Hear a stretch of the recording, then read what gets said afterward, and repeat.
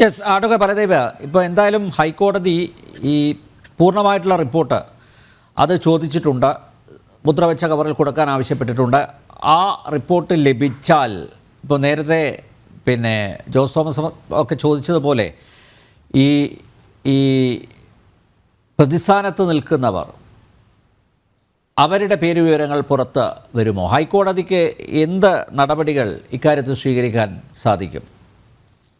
നിയമപരമായ കാര്യങ്ങളൊന്നും നമ്മൾ ചർച്ച ചെയ്താണെങ്കിലും ഒന്ന് രണ്ട് സംശയങ്ങൾ വന്നുകൊണ്ട് ഒന്ന് രണ്ട് കാര്യങ്ങളോട് ഞാൻ പറഞ്ഞിട്ട് നമ്പ്യാരുടെ ജീവിതത്തിലേക്ക് വരും. ഹേമ കമ്മിറ്റി റിപ്പോർട്ടിൽ പറഞ്ഞിരിക്കുന്നത് നടപ്പിലാക്കാൻ കഴിയാത്ത ഒന്ന് രണ്ട് കാര്യങ്ങളുണ്ട്. ഒന്ന്, തുല്യവേതനം.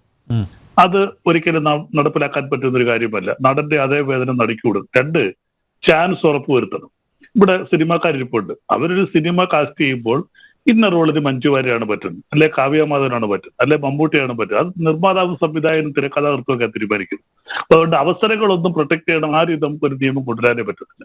പക്ഷെ മൊത്തത്തിലൊരു മാറ്റം നമുക്ക് അനിവാര്യമാണ്. വിശേഷിച്ച് ഏറ്റവും ഈ സിനിമാ മേഖല കോടിക്കണക്കിന് രൂപ അറിയുന്ന, അതുപോലെ തന്നെ നിരവധി പേർക്ക് തൊഴിൽ നൽകുന്ന ഒരു മേഖലയാണ്. പിന്നെ ഇവിടെ ഒന്ന് രണ്ട് നിയമപരമായ പ്രശ്നങ്ങൾ. കേസ് എപ്പോഴും എടുത്തുകൂടായിരുന്നു. ഞാൻ തുടക്കത്തിൽ അത് പറഞ്ഞതാണ്. രാജൻ കേസും വർഗീസ് കേസൊക്കെ എടുത്ത കൊലപാതക കേസുകളാണ്. 7 വർഷത്തിൽ കൂടുതൽ ശിക്ഷ വരുന്ന കേസുകൾ എപ്പോൾ വേണമെങ്കിലും എടുക്കാം. അതിന് താഴെയുള്ള കേസുകൾക്ക് ലിമിറ്റേഷൻ ഉണ്ട് ഓരോ കേസുകൾക്കും. അത് CRPC 462 പറയുന്നുണ്ട്. അത് മാറണമെന്നുണ്ടെങ്കിൽ പ്രോപ്പറായ എക്സ്പ്ലനേഷൻ വേണം. ഞാൻ അതിലേക്ക് വരുന്നില്ല. റേപ്പൊക്കെ അതിന് മുകളിൽ പോകുന്നതാണ്. അത് കേസെടുക്കാം. അല്ലെങ്കിൽ ഞാൻ എടുക്കാം, റേപ്പ് എടുക്കാം. 7 വർഷത്തിൽ കൂടുതൽ പോകുന്ന എല്ലാ കേസ് എടുക്കാം, എപ്പോ വേണമെങ്കിലും എടുക്കാം. റേപ്പൊക്കെ ജീവപര്യന്തം ലൈഫ് ലോങ് ഇംപ്രിസൺമെന്റ് വരുന്നതല്ലേ. അപ്പൊ അതിനൊക്കെ കേസ് എടുക്കാം. അല്ല, ഇവിടെ നമുക്ക് റിവീൽ ചെയ്ത 2 കേസുകൾ, ഒന്ന് പശ്ചിമ ബംഗാളിലെ നടി വന്നതും അതുപോലെ തന്നെ സിദ്ദിഖിനെതിരെ വന്നതുമെല്ലാം ഈ 3 വർഷത്തിൽ താഴെ വരുന്ന ഒഫൻസുകളാണ്. അതാണ് സിദ്ദിഖ് റേപ്പ് ചെയ്തു എന്നാണ് ആ കുട്ടി പറഞ്ഞിരിക്കുന്നത്. ആണെങ്കിൽ എടുക്കാം കേസ്. ട്രൈ ടു മോളസ്റ്റ് എന്ന് മാത്രമേ 354 ഫൈൻ ഇരിക്കത്തുള്ളൂ. പിന്നെ ഇവിടെ വേറെ കാര്യം പറഞ്ഞത് ഹേമ കമ്മിറ്റി റിപ്പോർട്ടിന്റെ കാര്യം പറഞ്ഞു. ഞാൻ ഒരിക്കൽ കൂടി പറയുകയാണ്, ഒരു റിപ്പോർട്ടിന്റെ ആരെങ്കിലും തെറ്റായ വിവരം ഞാൻ നിങ്ങൾക്ക് ബഹുമാനപ്പെട്ട സിനിമയിലെ പ്രവർത്തനം ഇവിടെ ഇരിക്കുന്നവർക്ക് തന്നിട്ടുണ്ടെങ്കിൽ അത് തെറ്റാണ്. ഒരു റിപ്പോർട്ടിന്റെ അടിസ്ഥാനത്തിൽ രാംകുമാർ സാറിന് അറിയാം, പരമാവധി ചെയ്യാവുന്നത് ഒരു FIR രജിസ്റ്റർ ചെയ്യാൻ മാത്രമേ പറ്റൂ. കേസ് എടുക്കാൻ പറ്റില്ല. ഒരു FIR എന്ന് പറഞ്ഞ കേസാണ്. ആരെയും പ്രതിസ്ഥാനത്ത് കൊണ്ടുവരാൻ പറ്റില്ല. ഈ പെൺകുട്ടികൾ അവരെ വില്ലിങ് ആവുകയാണെങ്കിൽ, ഇവർ പോലീസിന് മൊഴി കൊടുക്കുകയാണെങ്കിൽ, ഈ അന്വേഷണ സംഘത്തിന് മുന്നേ ഹാജരായി മൊഴി കൊടുക്കുകയാണെങ്കിൽ കേസെടുത്തൂടെ? ഇപ്പൊ തന്നെ FIR എടുക്കാല്ല. FIR എടുക്കാന്ന് FIR എന്ന് പറഞ്ഞ കേസിന്റെ പ്രഥമ സ്റ്റെപ്പാണ്. അവര് മൊഴി ഒരു കംപ്ലൈനന്റോ ഇൻഫോർമന്റോ വന്നു കഴിഞ്ഞാൽ വേണ്ട, കണ്ടാൽ അറിയാവുന്ന പ്രതികളെന്ന് പറഞ്ഞാൽ പോലും പോലീസിന് ആരെങ്കിലും അല്ല.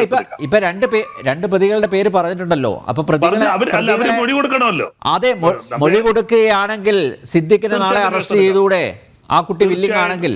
ഇപ്പൊ ബംഗാളിൽ നിന്ന് ആ നടി വരുന്നു, നടി വന്ന് ഈ അന്വേഷണ സംഘത്തിന് മുമ്പാകെ മൊഴി കൊടുക്കുന്നു. അങ്ങനെയാണെങ്കിൽ അറസ്റ്റ് ചെയ്യാൻ പറ്റില്ലേ? പറ്റില്ല. അത് 354 നിൽക്കൂ. 15 വർഷം കഴിഞ്ഞു. അതിന് പ്രത്യേകമായ എക്സ്പ്ലനേഷൻ കോടതിയുടെ സാങ്ഷൻ വേണമെന്ന് സുപ്രീം കോടതി പറഞ്ഞിട്ടുണ്ട്. കാര്യം ആ കേസ് 354 ആണ്. അത് മാത്രമല്ല, 354 ABCD ആണ് ആ കുട്ടി ഉദ്ദേശിക്കുന്നതെങ്കിൽ അത് 2012 ശേഷം വന്ന അമെന്റ്മെന്റ് ആണ്. അതിന് മുമ്പുള്ള ഒഫൻസിന് റിട്രോസ്പെക്റ്റീവ് ഇല്ല. അപ്പോൾ അത് കേസെടുക്കാൻ പറ്റില്ല. കേസ് എടുക്കണമെന്നുണ്ടെങ്കിൽ കോടതിയുടെ പ്രത്യേക സാങ്ഷൻ വേണ്ടി വരും. കാര്യമായിട്ട് ലിമിറ്റേഷൻ പീരീഡ് കഴിഞ്ഞു. 3 വർഷമാണ് അതിന്റെ പരമാവധി ശിക്ഷ. 3 വർഷം പരമാവധി ശിക്ഷ വരുന്ന കേസുകൾക്ക് 3 വർഷത്തിനകം കേസ് ഫയൽ ചെയ്തിരിക്കുന്നത്. അല്ലെങ്കിൽ അതിന്റെ പ്രോപ്പർ എക്സ്പ്ലനേഷൻ കൊടുക്കുകയും അത് കോടതി അംഗീകരിക്കുകയും വേണം, കോടതിക്ക് ബോധ്യപ്പെടുകയും വേണം. അതാണ് ഞാൻ നേരത്തെ പറഞ്ഞ തനുസർ ദത്ത വേഴ്സസ് നാനാ പടേക്കർ കേസ് സുപ്രീം കോടതി വ്യക്തമാക്കിയിട്ടുണ്ട്. അപ്പോൾ ഇവിടെ നമുക്ക് പറയാനുള്ള ഈ പിന്നെ നേരത്തെ പറഞ്ഞല്ലോ, ഇതിനകത്ത് ഹേമ കമ്മിറ്റി റിപ്പോർട്ട് വെച്ച് എന്തുകൊണ്ട് കോടതിക്ക് കൊടുത്തു? അങ്ങനെ കൊടുക്കാൻ പറ്റില്ല. അത് ഗവൺമെന്റ് നിയോഗിച്ച ഒരു കമ്മിറ്റിയാണ്.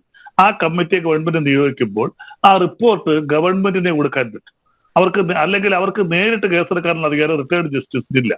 അല്ലെങ്കിൽ സർവീസിൽ ഇരിക്കുന്ന ജഡ്ജി ആണെങ്കിൽ ശരി, ഒരു പോസ്റ്റ് കാർഡിൽ എഴുതിയിട്ടാൽ പോലും നേരിട്ട് കേസെടുക്കാൻ കൊടുത്തിട്ട് ഏകദേശം 4.5 വർഷം കഴിഞ്ഞില്ലേ? അത് തെറ്റാണ്.